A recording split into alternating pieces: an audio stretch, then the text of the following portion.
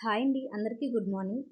Morning లేచినప్పటి నుంచి పిల్లలు స్కూల్‌కెళ్ళే వరకు అందరికీ ఉండే హడావిడే అండి. నా వీడియోస్ మీకు నచ్చినట్టయితే డూ సబ్స్క్రైబ్. రాత్రి పడుకునేటప్పుడైతే ఇల్లంతా గలీజ్‌గా చేసి పెట్టారు మా పిల్లలిద్దరూ. లేచి ఇల్లు సర్దుకొని మొత్తం తుడుచుకొని నీట్‌గా చేసుకునేసరికే నాకు 7:30 అయిపోద్ది. ఏవో 2, 3 మొక్కలు పెంచుతున్నాను. వాటికి నీళ్లు వేసేసి ఇంకా అన్నం పెట్టేసి ఒకవైపు కర్రీ కోసం కట్ చేసేసుకుంటూ ఇంకోవైపు టీ పెట్టేసుకుంటూ టైం అయిపోతుందని మా పాపనైతే లేపాను.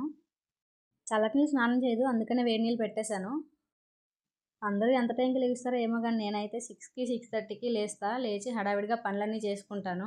మార్నింగ్ క్యారేజ్ పెట్టేస్తాను పాపకి. బ్రష్ చేయమంటే చూడండి ఎలా దిక్కులు చూస్తుందో. బ్రష్ చేయాలంటే చాలా కష్టం. ఈలోపు టీ మరిగిపోయింది, టీ తాగేశాను. టీ తాగుతున్నానో లేదో మా షన్నుగాడైతే లెగిసిపోయాడు. వాడికి మళ్ళీ ఉయ్యాలు ఊపి పడుకోబెట్టాను. అన్నం వాటర్ అయిపోయాయి కదా, ఇప్పుడు కర్రీ తాలింపు వేసుకుంటున్నాను. పక్కనే మళ్ళీ దానిమ్మ జ్యూస్ చేద్దామని చెప్పి దానిమ్మ గింజలు ఒలుస్తున్నాను. అందరింట్లో కూడా ఇలాగే ఉంటది గదా!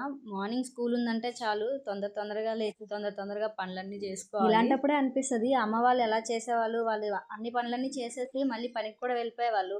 మనం కూడా చేస్తాం గానీ, మరి వాళ్ళంత ఓపిక అయితే మనకుండదు. హమ్మయ్య! మొత్తానికి కర్రీ అయితే రెడీ అయిపోయింది. బాక్స్ ప్రిపేర్ చేసేస్తున్నాను మా నందుకి.